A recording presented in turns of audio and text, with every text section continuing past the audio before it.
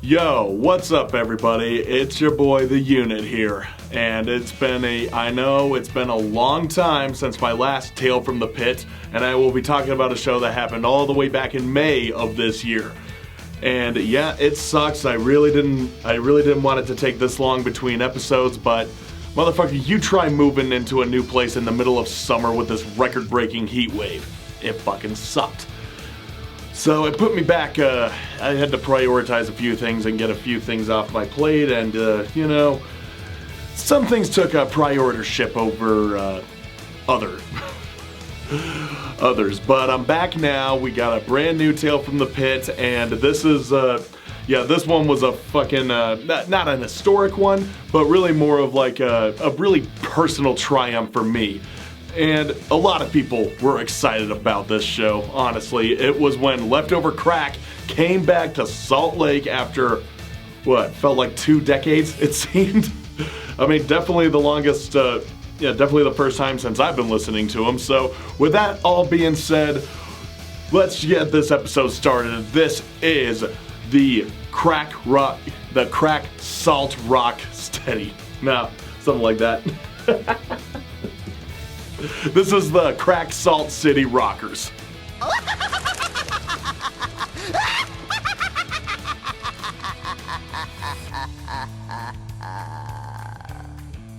So when I first discovered the founders of the Crack Rock Steady beat when I was 18, I was enamored and critically impressed with their music. The breadth to which their music expanded and the barriers they crossed and the lyrical expression about smoking crack, living on the lam, fuck the state, killing yourself, and killing cops. It was ska, punk, and metal all rolled into one, and I had no idea how to categorize it. I became obsessed, and I absorbed the words of gang control, one dead cop, life is pain, burn them prisons, Nazi white trash, gay rude boys, and Crack City Rockers. And after diving deeper, I discovered their Nexus choking victim and their more experimental derivative Star fucking hipsters, and naturally, I allowed myself to be submerged. It was quite an experience, and it seemed like some far off dream that I'll be able to see them play live. Me assuming at the time that they weren't around or, popular enough anymore. But one day, I saw that they were on the lineup for Punk Rock Bowling in 2014. They were playing the same day as NoFX, Against Me, Cerebral Ballsy, and Good Riddance. So me and one of my best friends packed our things and headed down to Vegas with the aim of seeing Leftover Crack. Everything else was just kind of a bonus. No disrespect to the others. I was excited to see them. Trust me, I was. But it was, seeing Leftover Crack, it was an awesome set. And this was also the first of what would be a series of forays in the spiky jacket takeover of Sin City. I mean, the very next year, as a side note, I went back to cover the fest for Slug Magazine. And in those times that I've been back, I have seen them 2 other times. And I thought by then that if I ever wanted to see Leftover Crack live, I'd have to travel. Because why would such an established punk band with unique recreational activities and some rather questionable ways of expressing themselves come to boring old Salt Lake City? Well, in March of this year, I saw that Leftover Crack announced that they were going on their spring tour and that they were, in fact, making a stop in boring old SLC at Ace's High Saloon. I was fucking stoked. I finally get to see Leftover Crack in my hometown. But wait, there's more. My friend Haley Dahmer, who was promoting the show, sent me a message shortly after the announcement asking if my band wanted to open up for them. I was like, I say yes, but let me check with the rest of my band. So I sent them a message and was answered back with a resounding collective fuck yes! And that's how my band Anonymous got on the bill on Leftover Crack's first show in SLC since maybe 20 years ago. I mean, it wasn't that hard to convince them. So we were the first to make the stage on that show, and there wasn't a bad crowd. It was a sold out show. A lot of people had funneled in early, and we were there to make sure that we delivered a ferocious set. A lot of people in attendance were my punk friends, and they didn't even know that I was in the band, let alone a frontman as such. So it was kind of a rude awakening for them. Or a fun awakening. Anyway, we ripped through our set pretty well. We played our songs pretty on point and definitely got some people moving, which is always a plus. It's like, we know why you're here, and we know it's not for us. Leftover Crack hasn't been here in years. Suffice it to say, we would be here regardless of whether we were playing or not. Though we did get through to them. People came up afterwards to our merch table and expressed how impressed they were with our music, and they bought shirts, they bought patches, they bought stickers, and we even made some connections to people out of state for if we wanted to show up in their neck of the woods, like in California and Idaho. And one man even thought that we were an international touring act. It's like, bro, we haven't even played outside of our own state, but thanks. Okay, that's not true anymore. That is not true anymore because Anonymous last week played our first out-of-state show. We played up in Idaho Falls. That was also a pretty good show, but I'm not going to talk about that one. But at the time, we hadn't played out of state just yet. But now we got the bug. We're ready to play outside of Utah more times. Anyway, back to the show. We thought we gave the show a good opening start, but it was just going to go up from there. So then the house lights went out, making Aces nearly completely black for Spaceman Bob to begin their set. And they did so by setting up a projector that projected the closing scene from 2001: A Space Odyssey, while the classic theme played on the speakers. And they entered that's pretty much their stage walking music, that score. So all three of them, the trio, walked on the stage, and they were wearing capes over these white jumpsuits with multicolored neon polka dots. And when the score ended, they announced that they will initiate the launch sequence. And so they did by kicking right into their first song. Now, their performance was great. On top of the visual aspects, they knew how to fucking play. There was a lot of bouncing around, a lot of hype activity. They knew how to get the audience excited. And their music was interesting. It was like a mix of new wave and hip hop. It was like a cross between Devo and Beastie Boys. They had a lot of energy, and they were great at keeping the audience hyped up.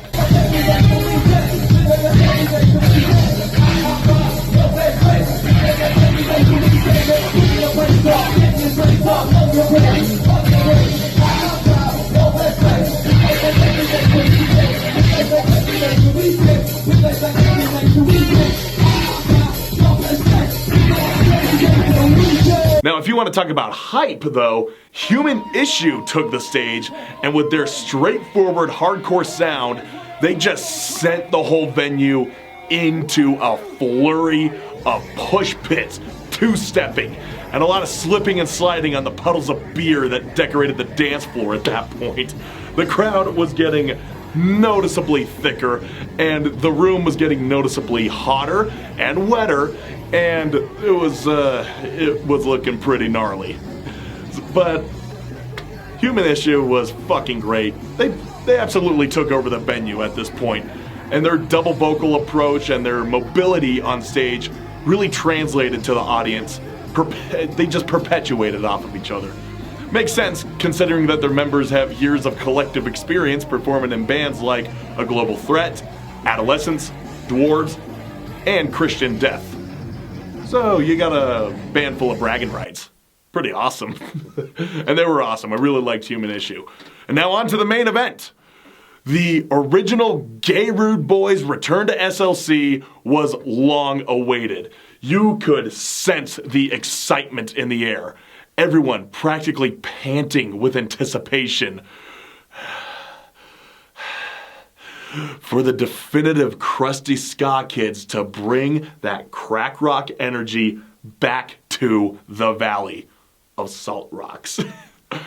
I was assured that the show was going to be absolutely menacing. I was talking with their drummer, Ethan Nichols, and he let me in on how just the night prior they had dropped multiple tabs of acid and drank themselves stupid. Some habits never die. At least it wasn't crack or heroin or God knows what else. So anyway, the stage was quite literally set for Leftover Crack to degrade it. And so it began with the classic tremolo guitar riff of their first two albums, that opens their first two albums. And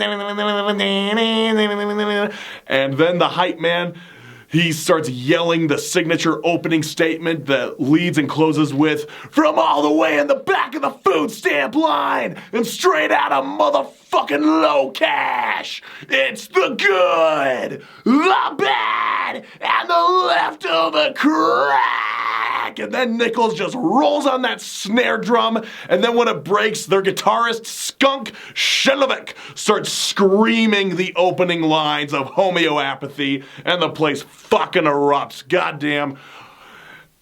It was a fucking crazy dance that was going all around, and all the while, everyone's looking around. Where's SZA? Where's SZA? His line is coming up. And right when his cue comes up, right when the second verse is about to hit, there he was, adorned with a cowboy hat, one single tie dangling from his neck, and a black stripe painted across his face, like just covering his eyes pretty much, and going like around his temples to his ears, and almost looked like he was like his eyes were being censored out, you know. He came right through the front door of Aces, which is just basically the side of the crowd, and he tore his way through the bodies on the crowd, made it up on the stage, and then he carried the second verse. You know, leave it to the Sturgeon to make an exceptionally dramatic entrance. My God. Anyway, they moved on with staples, you know, like Life is Pain, Nazi White Trash, and Atheist Anthem, and some cult favorites like Don't Shoot Till You See the Whites of Their Skin, Corrupt Vision, Bedbugs and Beyond, and Lie of Luck. And then their brand new White Guilt Atrocity Quilt. And SZA periodically manned the keyboard and also traded off with vocals between himself and their second vocalist, Tibby X. And they, of course, had to throw that token choking victim song into the mix. And that song was 500 Channels. And that's what seriously got everyone moving in the front. We were all expecting a choking victim song. It was like, is it going to be 500 Channels or Crack Rock Steady or both? It was just this one. This was the only choking victim song they played. Was kind of bummed that they didn't play Crack Rock Steady, because I've seen both Leftover Crack and Choking Victim play that song live, and it's always a fucking party.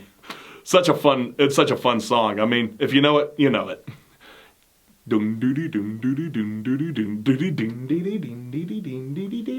Okay, spilt milk, whatever. Whatever, at least you didn't lose your crack rock. So yeah, 500 Channels, that was a fun time. And then but then there were other songs that got the crowd like more excited, like Crack City Rockers, and that was inciting plenty of crowd participation.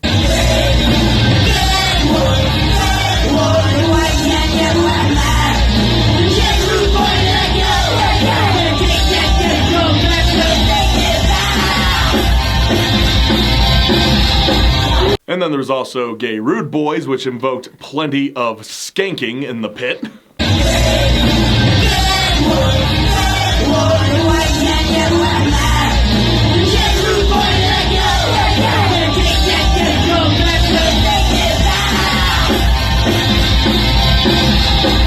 And then Stop the Insanity, where Skunk took over on the lead vocals, as it's done by Ezra in the album.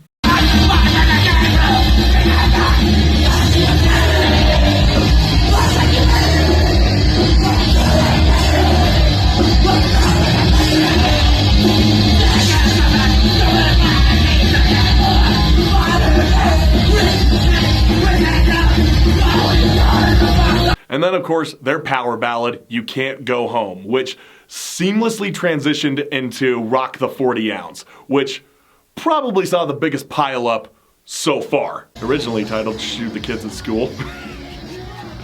Well, I mean, that was the title of that was the working title of their first album, Shoot the Kids at School. But, you know, Hellcat wasn't too keen on releasing an album called that after the Columbine shootings, but it's like, no, that's exactly what we want to do, because fuck you. So yeah, but that's a history lesson for another day. Maybe I'll talk about mediocre Generica on the SLC Punkcast. I don't think I've done that one yet. I know I've done Fuck World Trade. I know I've done the Choking Victim album, No Gods, No Managers. Alright, this is me thinking about the future. So anyway, so it was a killer set through and through. And then they finished it all off with their dreary closing salvo from Mediocre Generica, Born to Die. But we all knew that it didn't stop there. We knew that they were going to come back.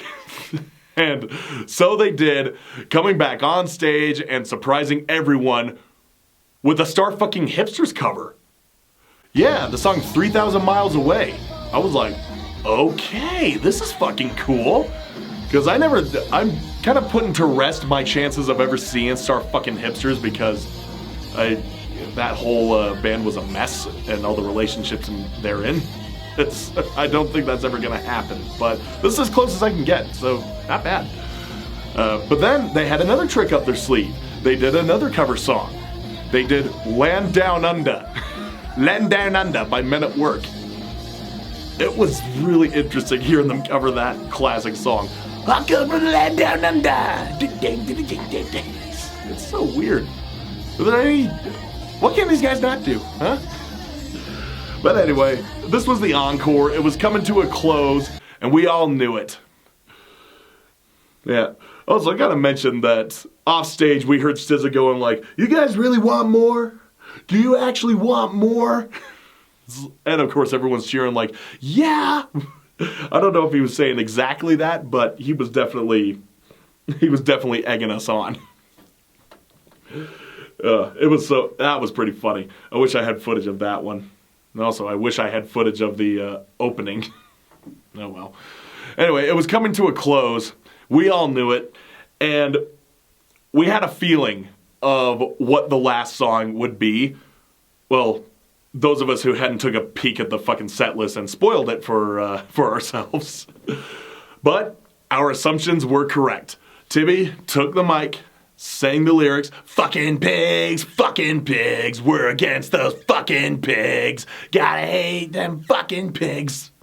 Now, stab them with some dirty rigs, bury them under dirty twigs, gotta hate that gang of fucking pigs. And then thus began the intro, that doon doo doo doo doo doo doo doo doo doon doon doo doo doo doo doo doo doo doo. And yeah, then came fucking Gang Control. This was the first song by Leftover Crack that I ever listened to. And you bet your ass I was up front, locked in with everybody else, fists raised in the air, all of us yelling, "Fuck the police! That gang control! We are taking back! Everyone get up and let's go!"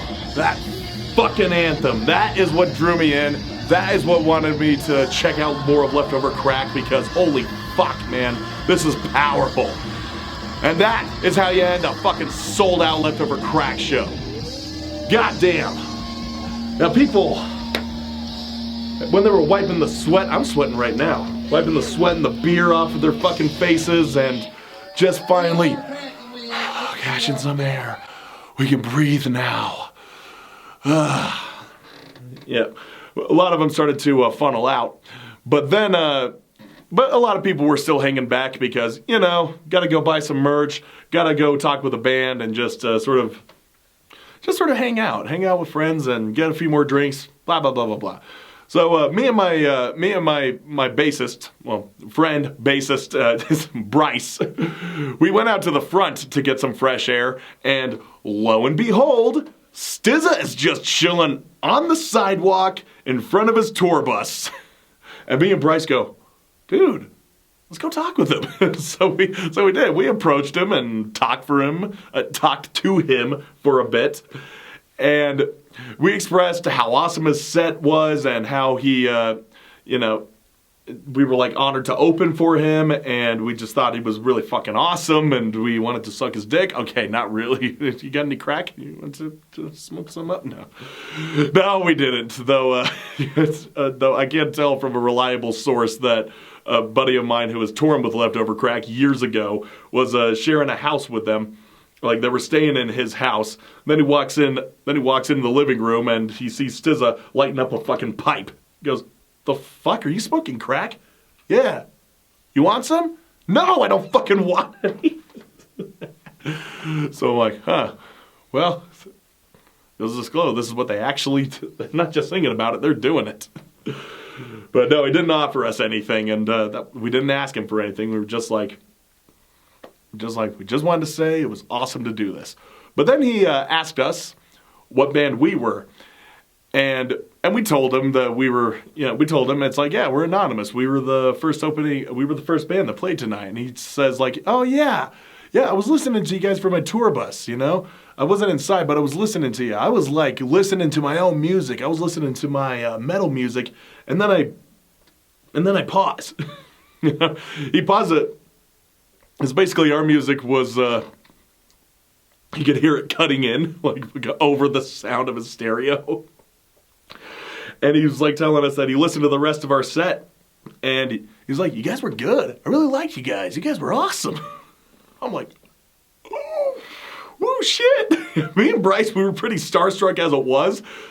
And to get a compliment from him like that just kind of put us in excitement not ever felt. not ever felt before. It was, oh damn, this is awesome. And the days leading up to the show, we were kind of joking about this one part in one of our songs that is kind of a blatant ripoff of a part in one of their songs. It's in their song "Clear Channel."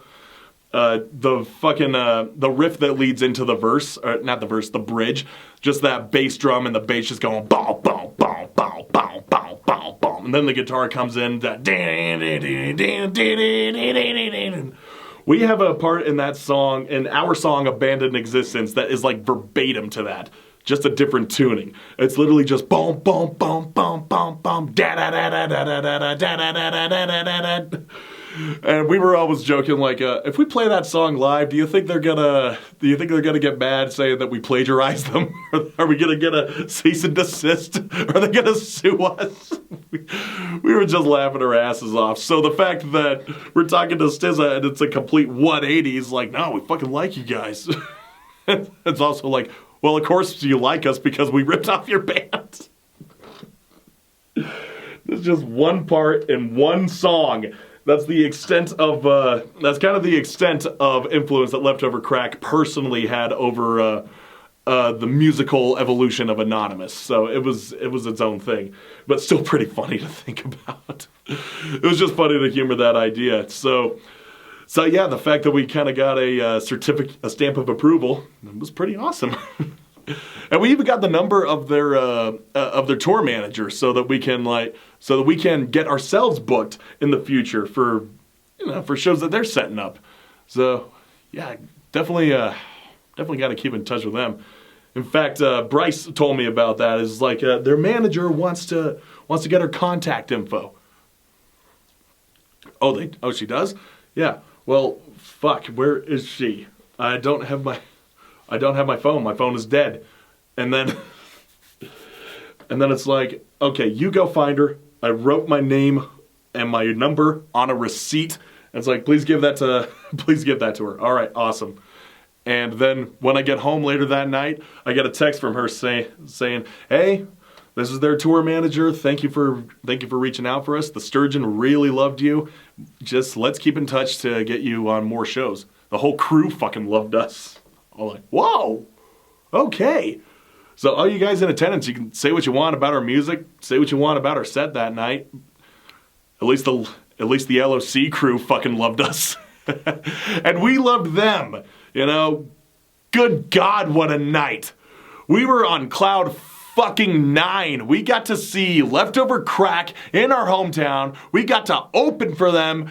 And we got Sturgeon General to give us a clear bill. What more could I have fucking asked for? That was just it was just a fantastic show, fantastic night. Every band on there was good. Like, we had a strong opening, and literally there was nowhere to go but up. It was just like this, the entire show. I mean, you'll see in the footage here. I really wish that I got footage of SZA making his entrance into the venue, because that was hilarious. But unfortunately, it was, I just didn't have my phone out. Oh no, I was living in the moment. Fuck. So you'll just kind of have to picture that for yourselves. But yeah, it was a fantastic show. It was awesome seeing Leftover Crack. It was awesome seeing LOC and the SLC. And yeah, that's the show. That's the tale. That is the tale from the fucking gutter pit. So guys, I hope you really enjoyed that. I know this was like a long-awaited review. Well, I don't know, awaited, but it was, for me, it was like, I just want to get this fucking thing done. And I'm so happy that I'm back to like reviewing Tales from the Pit, because this summer there was a lot of good shows. Just not a lot that I felt were worth talking about. And some I only attended part of, so I can't even really give a full, accurate review of a show. One of those shows. But also in May, this is just one of 4 shows that I went to that I think are all deserving of their own Tales from the Pits. Oh, I'm going to have to jump on that. Now that I'm mostly caught up with getting moved in, and then of course going to Idaho to play our show up there, just kind of set me back a little bit on everything I needed to do, and just a whole lot of other bullshit that had to come with moving. It was a nightmare for the most part, but I'm not going to bore you with those details, because you're here to listen to me talk about a show, not give you a journal entry. So guys, that was my tale from the pit. That was my band opening up for Leftover Crack, and I got to tell you, it was one of the best shows we had ever played. Just from start to finish, I wouldn't change a damn thing. Wouldn't change a goddamn thing. It was perfect. So yeah, guys, thank you for waiting. Hopefully the next episode won't take too much longer, especially considering that there are 2 other shows that I'm going to be hitting this week, the rest of this month, and I know that those are going to make for their own episodes. So yeah, I'm going to have my hands full. But hey, if you're doing what you love, you find a way to make time. So thank you guys for joining me. That was another episode of Tales from the Pit. The what did I even call this one? The Crack Rock Salt City Kids. Crack Rock Salt. Crack Salt City. Oh, Crack Salt City Rockers. That's what it was. The Crack Salt City Rockers. I hope you enjoyed it. I will catch you in the next one. Once again, I am the unit from Tales from the Pit, SLC Punkcast. Thank you for joining me. I will catch you in the pit, motherfuckers. Peace.